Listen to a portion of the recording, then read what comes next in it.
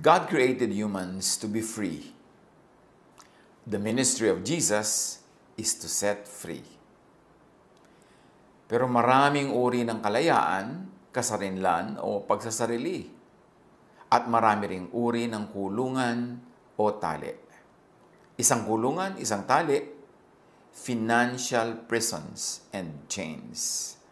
Yung mga kulungan ng mga dahil sa pagkakautang, dahil sa pangangailangan, dahil sa kagipitan, para ring nakakulong ang taong nandiyan sa ganyang kalagayan kasi hindi siya malayang kumilos. Hindi niya magawa ang gusto niyang gawin sa oras, sa paraan, sa panahon, sa lugar na gusto niyang gawin yun.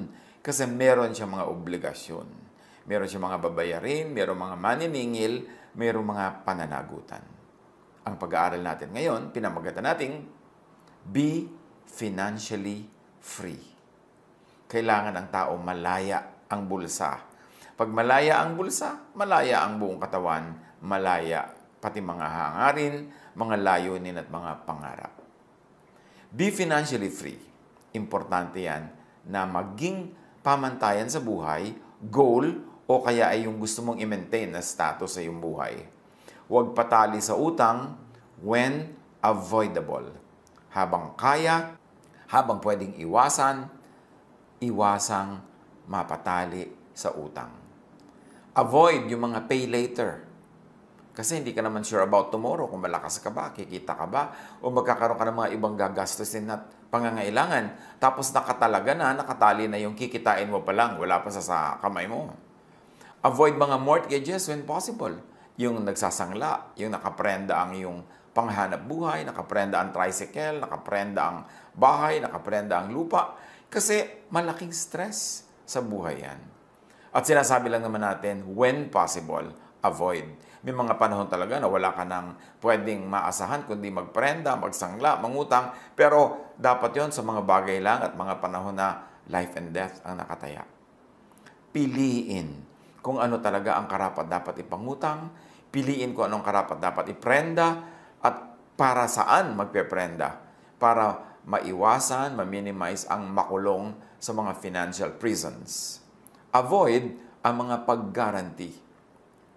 Yung utang ng iba, ikaw ang mag-guarantee, ikaw ang garantor, ikaw ang sasagot. Kung hindi siya makabayad, edi ikaw ngayon ang biglang mauobligang magbayad.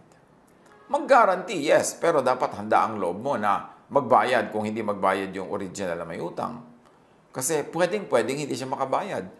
Kasi nangangailangan nga siya, kaya kailangan niya ng garantor. Ibig sabihin, wala siyang pera, may pangangailangan siya. So, napakalaki ng chance na mahirapan din siya magbayad.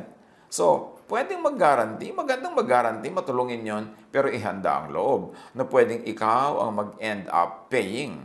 At huwag ka makipagkagalit, mang-away, o sumama ang loob doon sa hindi makabayad, lalong-lalot sinikap naman niya ang kanyang kaya para makabayad, hindi lang talaga magawa. Kasi usually, yung mga magkakaibigan, magkakamag-anak na may isa mag-guarantee, pagka hindi na nakabayad yung talagang may utang, nagiging magkaaway pa yan for life. Kaya iwasan ang ganyang mga situation. At tayo naman, iwasan din natin na ipasubo ang kapwa by asking them to be our guarantors. Hanggat maaari, gumawa ng ibang paraan, huwag ipasubo ang sino man na siya ang mag-guarantee. Kasi hindi naman tayo nakakatiyak na mapapanindigan natin ang ating mga pananagutan. Paano naman yung nag-guarantee? Kawawa naman siya.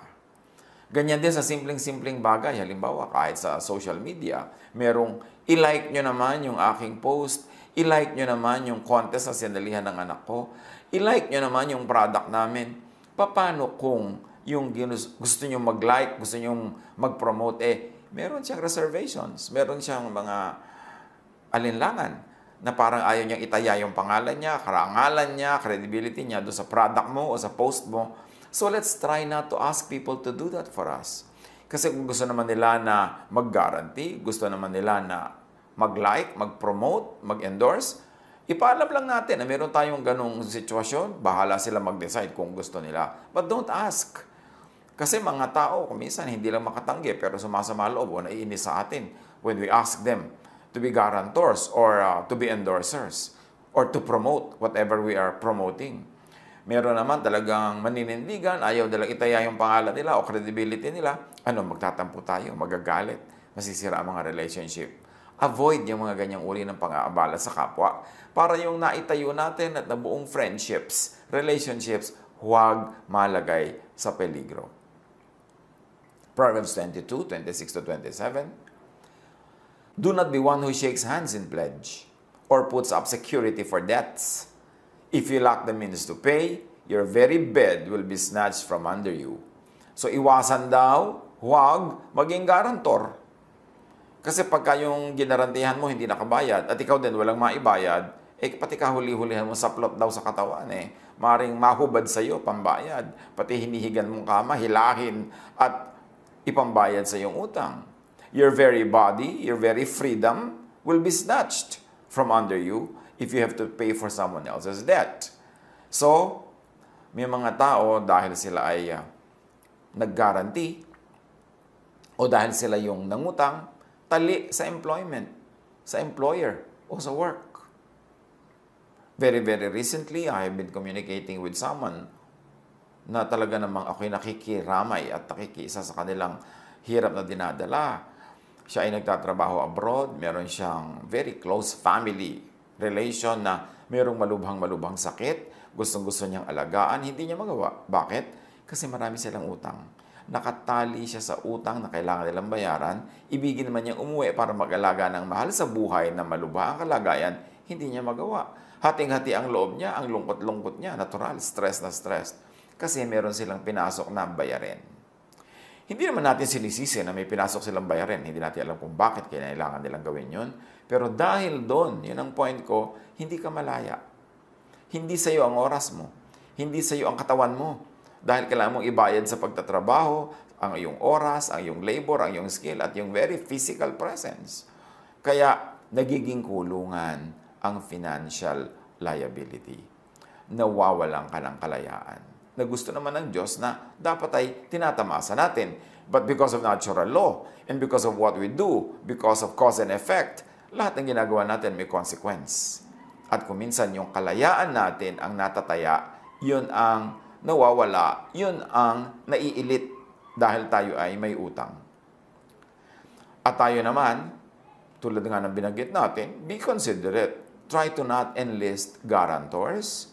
Try to not borrow from people. Siyempre, yung mga tao, nagsikap yan para makapag-save. O nagsasave sila dahil may pinaglalaanan, may plano, may gustong gawin. O kung wala man, gusto lang nila may saving sila para meron silang peace of mind. Tapos uutangin natin, hihiramin natin, gagawin natin silang guarantor. Tapos sila pa ang magbabayad. There is someone I know, a very, very good person, na nag-guarantee siya ng mga loan ng mga people who were also very, very good friends. Mga mabubuting kapitbahay. Pero ano nangyari? Namatay ang taong ito na guarantor na merong face value, meron siyang character loan na pwedeng gawin nung araw, may mga ganyan. Anong ginawa nung original ng utang? Hindi siya nakabayad. Hindi ko alam kung hindi siya nakabayad o hindi siya nagbayad, pero ang ending, yung naiwang mga tagapagmana nitong namatay, na konting-konti lang naman ang minana, they ended up selling some of their properties, real estate, para bayaran yung utang na ginaranti nung namatay na kapamilya nila. Imbes may mamana sila, nawala pa. At sino ngayon ang nakinabang doon? Hindi siyempre yung umutang na hindi nagbayad kasi hindi naman siya yung siningil dahil yung guarantor ang siningil. At sa ating mga kamag-anak, sa mga miyembro ng pamilya, yung mga tinatawag na dependents, help your breadwinner to not get into debt. Tulungan nyo na huwag siyang kailangang mangutang sa pamamagitan ng kung ang iyong breadwinner ay nag-iisa lang. Ang mga members ng family dapat umimbento ng paraan para kumita. Sa dinami-rami ng pwedeng i-sell online. Bakit inuubos sa mga oras, sa mga games, sa mga walang kwentang daldalan, kwentuhan, at kumisan pakikipag-away pa, o pagdi-display ng kinakain, o ng pasyal, o ng damit, o ng gadget, samantalang the same time could be used for business, to sell something, to earn. So kung meron kayong breadwinner, huwag namang kaisa-isang siya na lamang ang nagbabalikat, nagdadala ng lahat ng gastos, lahat siya hanggang dental floss mo, siya talaga ang magbabayad, no? Hanggang lahat ng load mo sa phone, yan talaga yung tatay mo o nanay mo magbabayad. Dapat tumulong tayo, umimbento tayo ng income. Pagka we are old enough and healthy enough to spend, therefore we are old enough and healthy enough to earn. Tulungan nating huwag mabaon sa utang ang ating mga breadwinners at kung nagkaroon na nga ng utang, tulungan natin to pay debts. By saving, by conserving, by not asking for unnecessary things para yung mga konting kinikita nila maibayad agad sa utang at lumaya sa pagkakautang. Kaya kung may utang, bayaran agad. Basta kaya, hanggang kaya. Bakit naman kasi yung mga iba napakabilis mangutang, magaling mangutang, pero pagbayaran na ang tagal, halos ayaw bitawan ng pera kahit nagkakapera na. Kahit may pambayad na, partially or fully, pag oras na ng bayaran, ayaw nang bitawan yung pera. Siyempre kasi you feel empowered pag may hawak kang pera. Pero tatandaan natin kung tayo ay may utang, yung perang hawak natin ay hindi atin. Dapat yon agad-agad pumunta sa pinagkakautangan natin. We should reward those who lend to us, those who help us in times of need, not punish them by one, borrowing from them and making them stressful, making them worry, and two, by not paying on time, or not paying fully. Pag tinulungan ka ng kapwa sa panahon ng pangangailangan, pinahiram ka, dapat nagkakandara pa ka magbayad.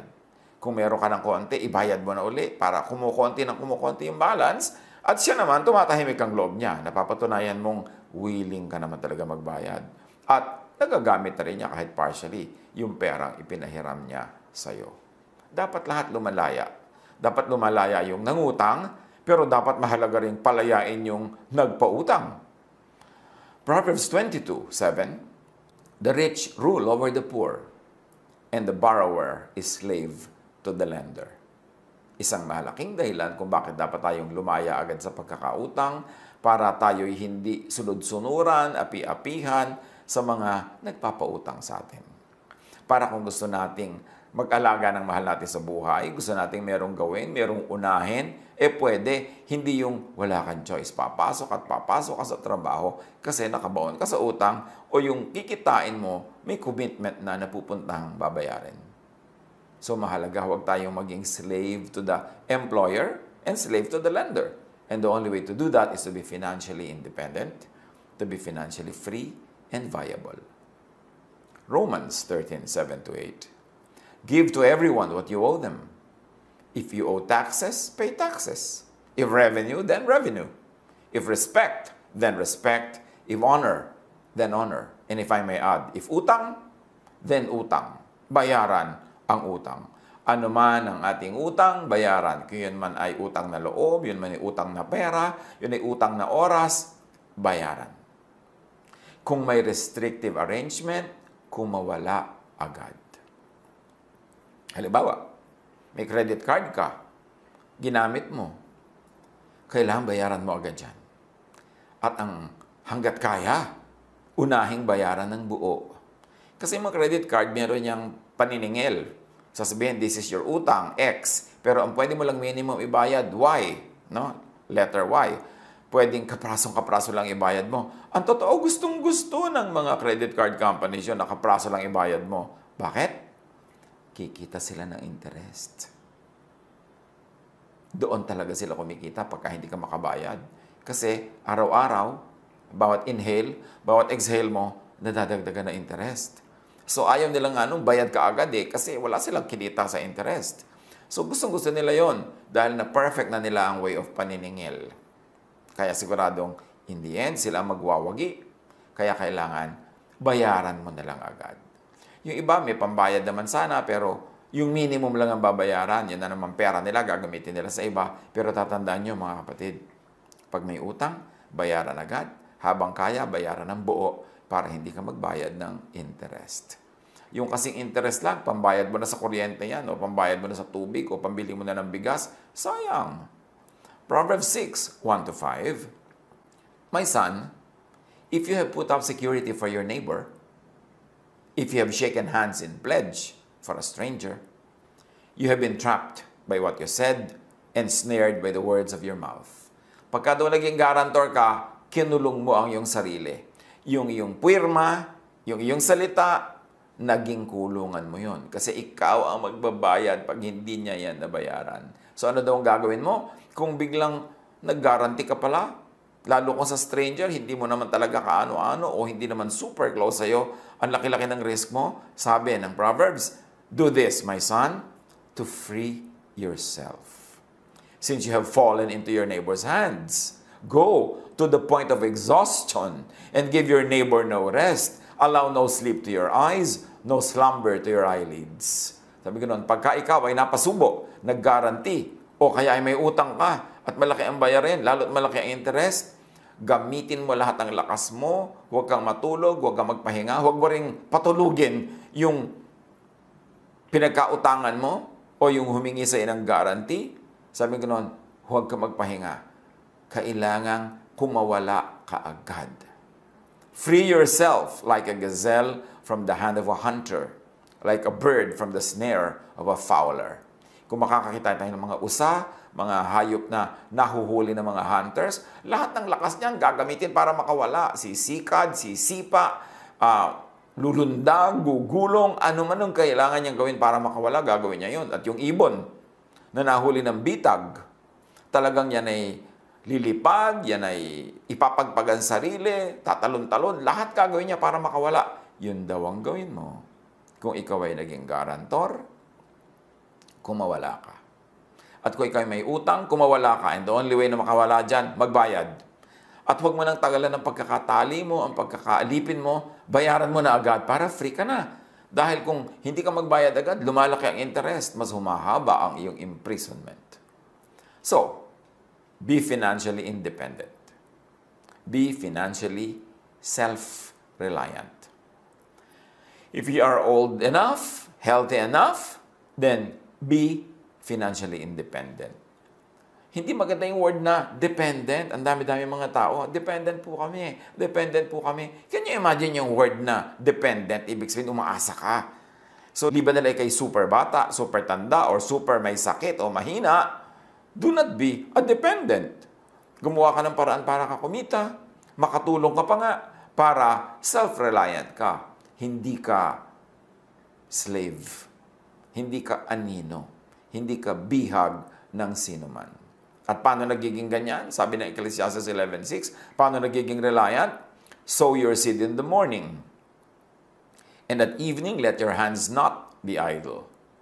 For you do not know which will succeed, whether this or that, or whether both will do equally well. Magtanim ka daw sa umaga, at sa hapon, sa gabi, humuha ka pa ng ibang magagawa, ibang trabaho, ibang business.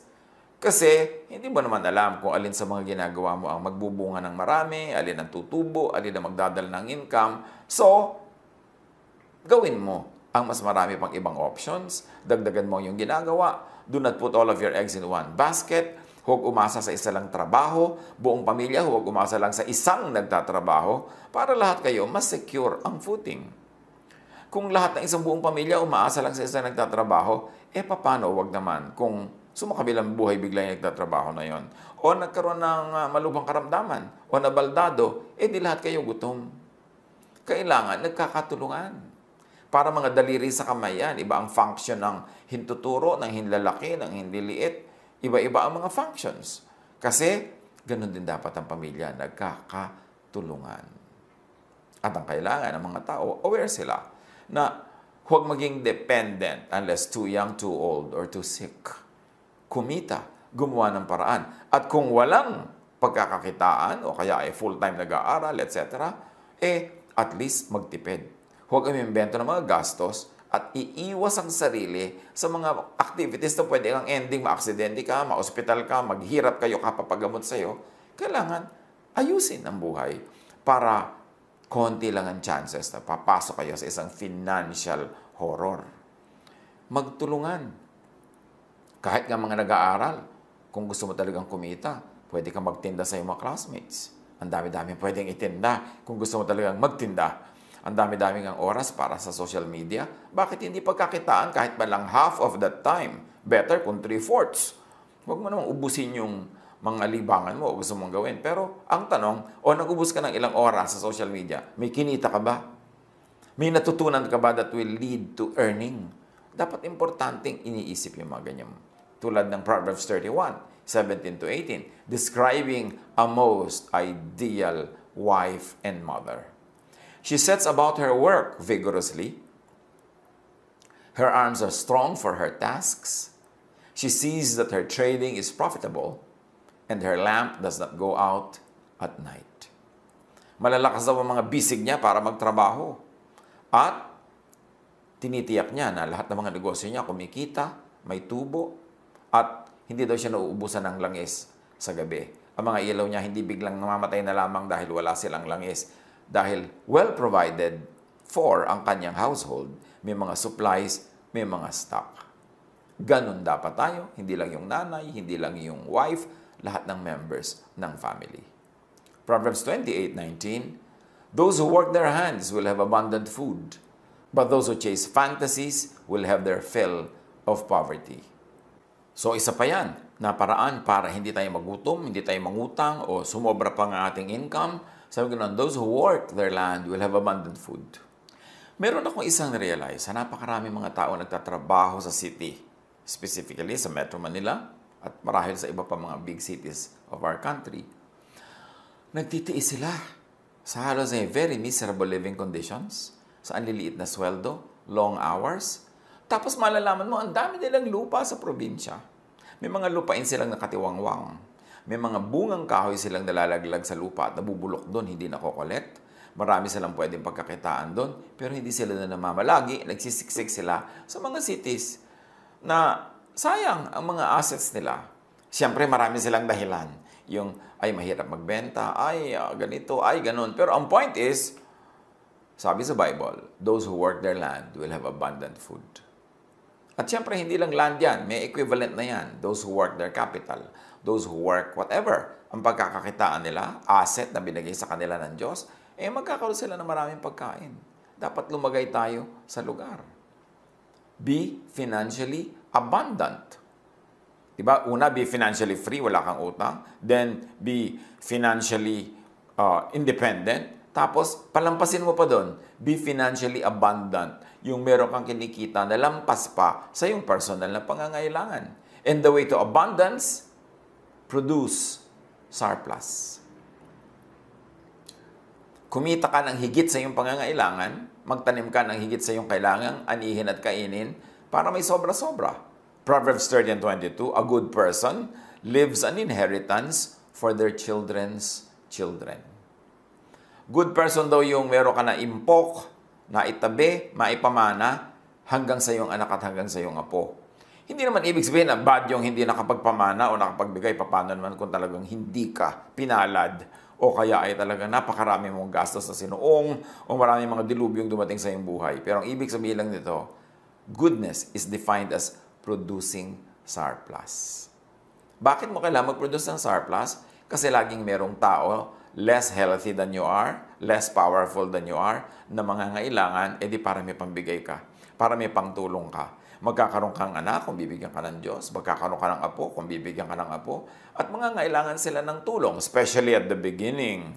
Pag nagsisimula sila, kailangan nila ng capital, kailangan nila ng introductions, at kung ikaw may magandang pangalan, may magandang bulsa, magandang introduction yun. Napapakinabangan ng anak o ng apo. Sabi ko na, ng mga taong mahuhusay, iniisip din nila yon, hindi lang para sa sarili nila, na yung kanilang mga anak at apo makinabang sa kanilang husay at sa kanilang galing. Huwag natin baligtarin na tayo yung apo at tayo yung anak na umaasa sa galing ng magulang o ng lolo o ng lola.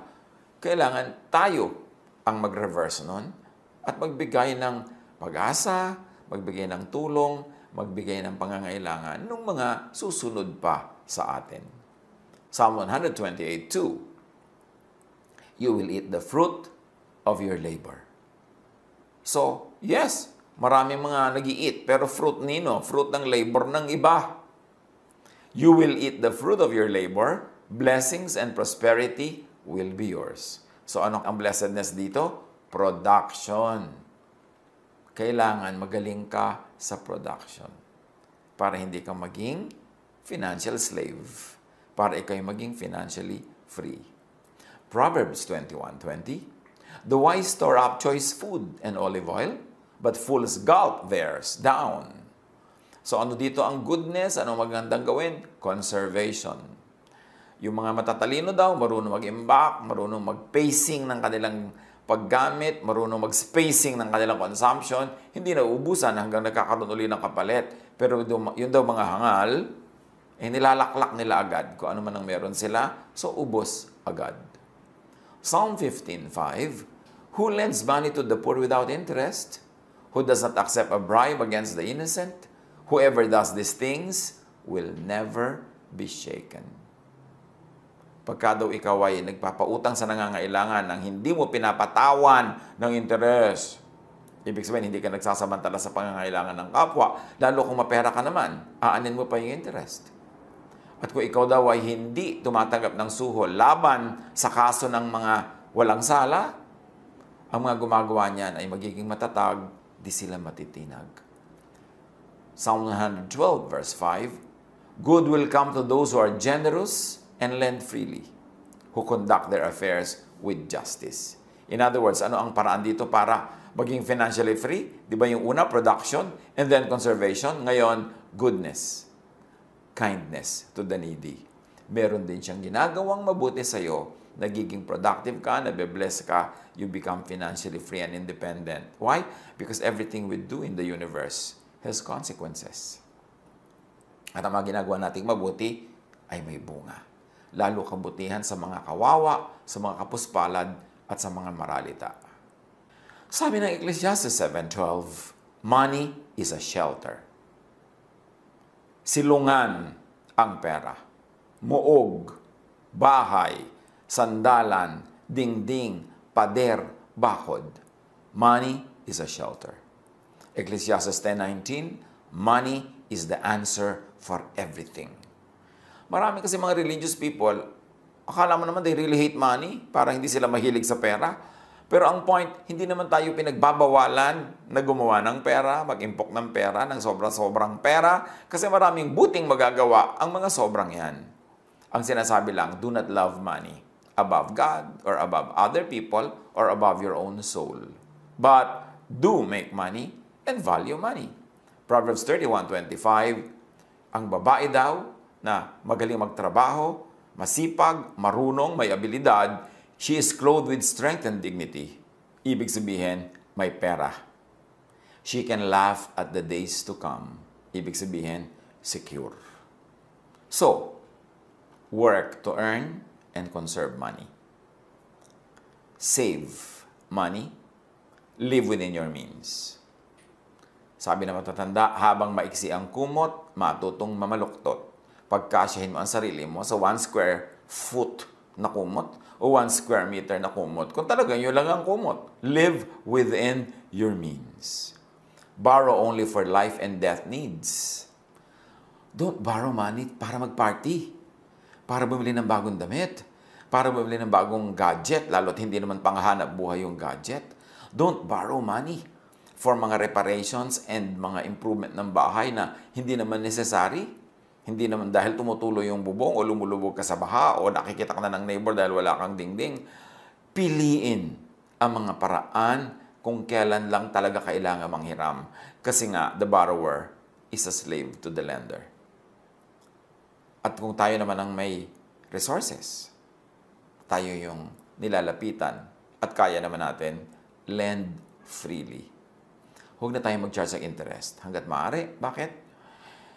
Kaya nga nanghihiram yung mga tao dahil gipit. Tapos papatawan mo pa ng sobrang interest. E di para mo rin silang sinakal. Pinayagan mo lang huminga sila sandali pero sasakalin mo na naman uli sa yung sobrang interest. At yung mga may utang, nangutang, pay soonest. Be responsible. Tinulungan ka ng tao umutang sa'yo. The first moment na may pera ka, basta kaya mo, meron ka ng basic na kakainin mo, mga pangangailangan mo sa buhay, ibayad mo na agad yung iba. Para huwag naman siya mag-alala, huwag siya madala, and to be fair, para magkaroon na rin siya ng peace of mind. And pay cash completely. Pagka meron kang utang, lalo credit card, cash mo bayaran. Ibig sabihin yung buo, hindi kulang, hindi installment, basta kaya mo. Or save first. Importante. Pagka meron kang gustong bilhin, mas maganda sana hindi yung installment kasi meron yung financing. may interest yun.